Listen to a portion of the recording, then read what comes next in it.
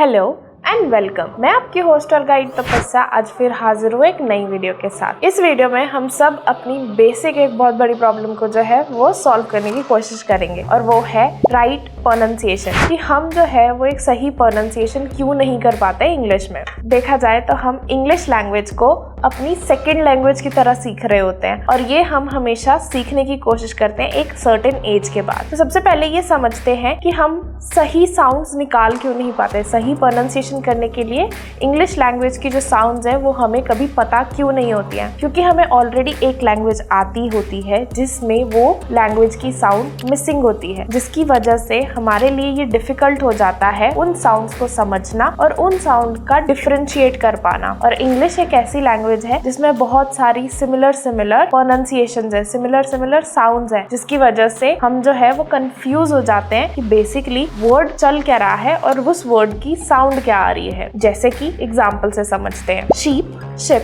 Cheap, chip. अब इन चारों words में एक चीज कॉमन थी, वो थी साउंड्स, और इनको बोलने का और इनके मतलब दोनों ही अलग अलग है। और जैसे जैसे हम बड़े होते जाते हैं हमारा ब्रेन जो है इन साउंड्स को डिफरेंशिएट करना कम कर देता है, जिसकी वजह से हमें ये कंफ्यूजन होती है जो वर्ड बोला जा रहा है उसकी जो प्रोनाउंसिएशन है वो सही भी है या नहीं। अब आप सोच रहे हैं ठीक है, मुझे प्रॉब्लम समझ आ गई कि मुझे जो है वो साउंड समझ नहीं आती या साउंड मुझे पता नहीं है, तो मेरे को जो है वो प्रोनाउंसिएशन करने में प्रॉब्लम होती है इंग्लिश वर्ड्स की। अगर मैं प्रोनाउंसिएशन सीख लूं जो कि मेरी लैंग्वेज में मिसिंग है तो मेरी ऑटोमेटिकली जो है वो प्रोनाउंसिएशन ठीक हो जाएगी। अब कुछ हद तक सही है, साउंड सीखने से मदद तो मिल जाएगी प्रोनाउंसिएशन ठीक करने के लिए, बट इसमें सबसे बड़ा फैक्टर है कि हमारा ब्रेन जो है वो स्लो डाउन हो चुका होता है इन वर्ड्स को डिफरेंशिएट करने के लिए। तो आप बहुत ज्यादा जब वर्ड्स के साथ प्रैक्टिस भी करोगे तो आपका ब्रेन जो है वो डिफरेंशिएट ही नहीं कर पाएगा कि इन दोनों वर्ड्स में किस चीज की डिफरेंशिएशन है और कौन सी साउंड की डिफरेंशिएशन है। इसीलिए जब बच्चे कोई लैंग्वेज सीखते हैं तो वो जल्दी सीख जाते हैं, क्योंकि उस टाइम पे हमारा ब्रेन काफी ओपन होता है इन साउंड्स की डिफरेंशिएशन को समझने के लिए। और जैसे हम बड़े होते जाते हैं वो डिफरेंशिएशन हमारे लिए कम होती जाती है। तो अब इसका सॉल्यूशन क्या है? इसका सॉल्यूशन सिंपल है बट थोड़ा ट्रिकी भी है। आपको करना तो सेम चीज है कि आपको साउंड सुननी है बट एक ही टाइम पे। फॉर एग्जाम्पल आप जो है एक ही टाइम पे दो वर्ड्स की प्रोनाउंसिएशन सुनोगे ताकि आपका ब्रेन को ये रजिस्टर हो पाए कि आप कौन से वर्ड सुन रहे हो।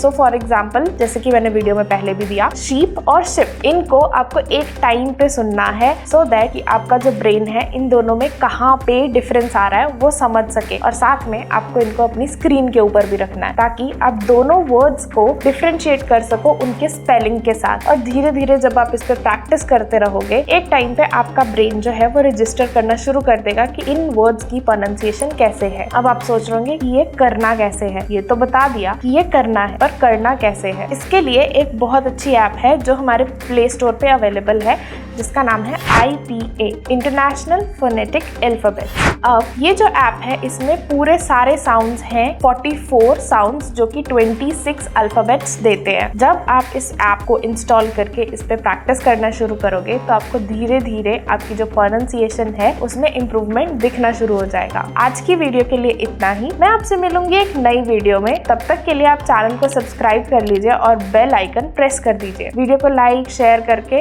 अपना फीडबैक दे सकते हैं। साथ ही साथ कमेंट्स करके हमें ये भी बता सकते हैं कि अगर कोई ऐसा टॉपिक है जिसके ऊपर आप चाहते हैं कि मैं वीडियो लेके आऊं तो वो भी आप हमें कमेंट्स करके बता सकते हैं।